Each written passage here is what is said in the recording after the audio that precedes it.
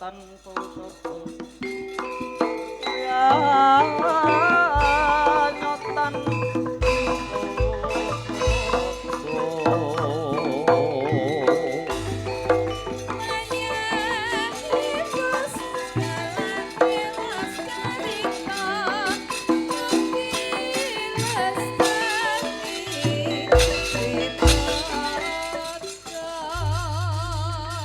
jagat-jagat Dewa Bathara Wasisane Bathara Sun pinundi datanamrat bareng kaya aku Mas padhake Bratasena kang lagi tetandingan marang Ratu ing jangkar bumi iki kok nganti ana tekaning Mudha Tumaruna satriya sapa Dliram menawi padha kandhangu kalian kula menika Raden Lindhu Pertala nggih Raden Antarja. Lindhu Pertala ya Raden Antarja. Nggih. Sliramu iki saka mendi? Kula menika saking kayangan Sabta Pertala. Banjur meka ning negara Ngamarta karep apa Sliramu? Kula menika badhe ngupadi Sudarma kula kakung. Panjenengan menika sinten? Yen pancen durung mangerti ya aku Nalendra Dwarawati Prabu Bathara Kresna. Kadange tuwa kelawan Nalendra ing Ngamarta kene. Lah Sudarmamu kakung ki sapa? Sudarma kula kakung aduring yang Ananta buka pun panegak Pandhawa Raden Bambang Panglebur Gongsa inggih Raden Bratasena. Yen pancen nyata sliramu iki ngaku putraning Dimas Werkudara ya Bratasena. Iya, iya.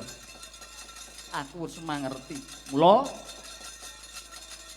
yen nyata sliramu arep tinemu kelawan wong atuwamu lanang, gage kae wujuding prajurit negara jangkar bumi sak wadya balaning lan ratune sisan Prabu Nagabaruna enggal sirnakna mengko sliramu mesti tinemu kelawan wong atuwamu. Untuna minara. Nuwun tambahi panget.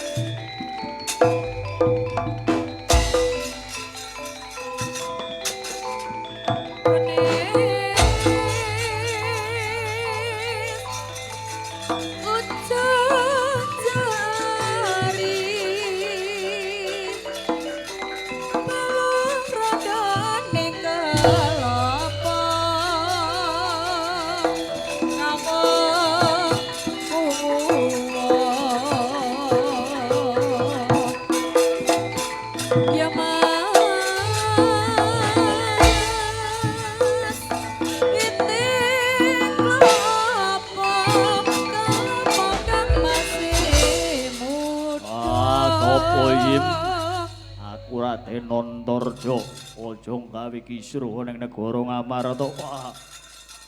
Apa wae kang wani ngadang laku jantraning Prabu Kalabarna bakal tadah talamangsa yen pancen arep nadah talamangsa wong kaya aku iki kang kok jaluk pateni sliramu.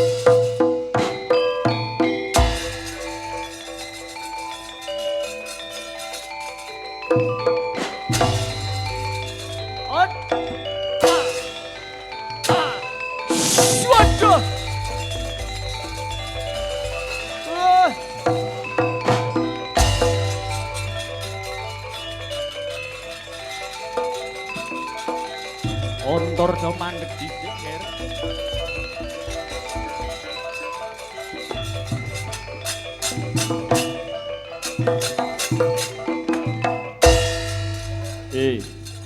Kalabaruna ya Nagapasa ya Nagabaruna apa duka menika sinten yen durung mangerti ya ulun Sang Hyang Antabuku mula aja dibacutake anggonmu tetandingan marang Antarja kuwi dudu tandinganmu mara coba madhep marang Punulun. Waduh nggih kula nyuwun pengayoman nyuwun pengayoman Kulun. Iya yen pancen sliramu nyuwun pengayoman marang Punulun ana ing rikalenggan iki sliramu bakal ndak utus Mara Gakin Jegura ning segara sliramu kudu bisa ngreksa saking buron kewan kang ana ing samudra kono kala baruna. Wah inggih kula mengestaken dawuh kula nanta buku tambah pangestu kula.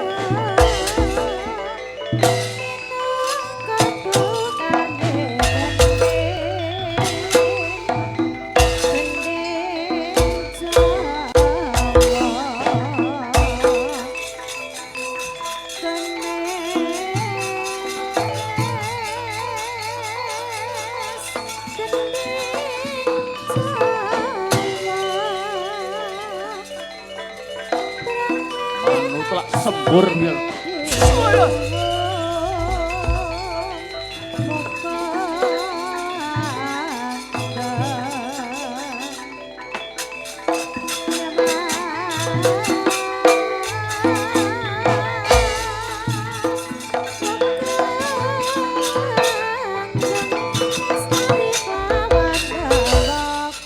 Oke, wau to. Sareng Kian Patih Naga taun tanding miwah Raden Anantarja dipun sembur wisa trimurca sekarang ilange sang Rekyana Patih Naga taun mawujud sangare taun.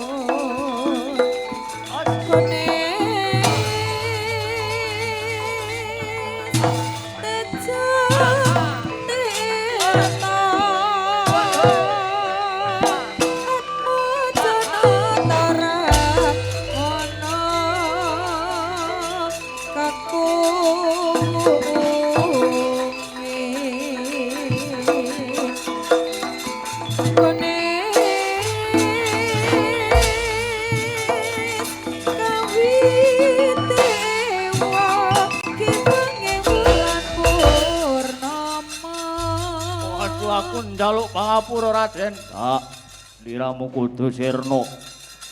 Yen pancen liramu arep iki suroning negara Ngamarta iki tampanana. Ndak sembur wisa sliramu. Alangge wau to sareng Risang Rekyana Patih Naga Wulan dipun akep boten saged obah kasembur wisa trimurca sekarang. Telu murca ilange Rekyana Patih Naga Wulan dadya sangare wulan.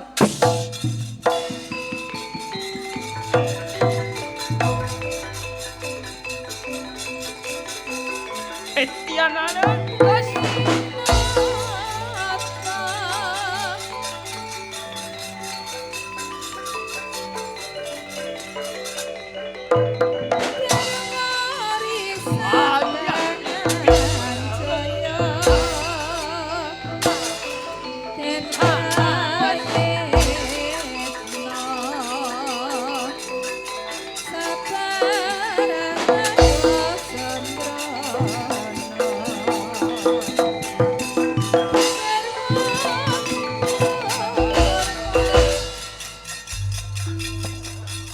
sliramu yo semono prajurit jangkar bumi.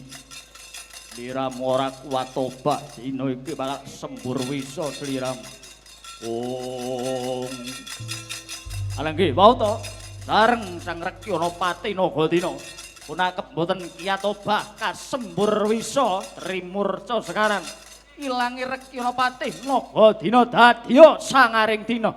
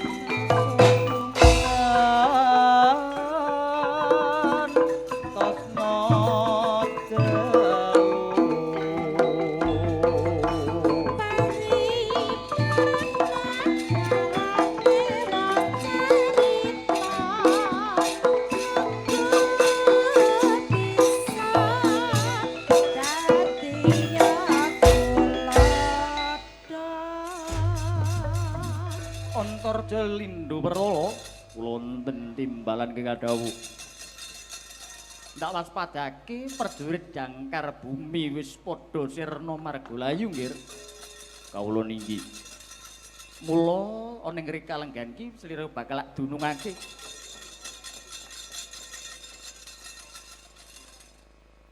Ingsun ngono Kanjeng Wakmu ing negara Dwarawati Prabu Bathara Kresna. Yen pancen sliramu arep ngabekti kelawan wong atuwamu lanang kang ning mburiku iki kang aran Bambang Panglebur Kongsaya Raden Bratasena ya Werkudara Antarja. Waduh kula ngaturaken pabekti kula mugi kunjuk Rama.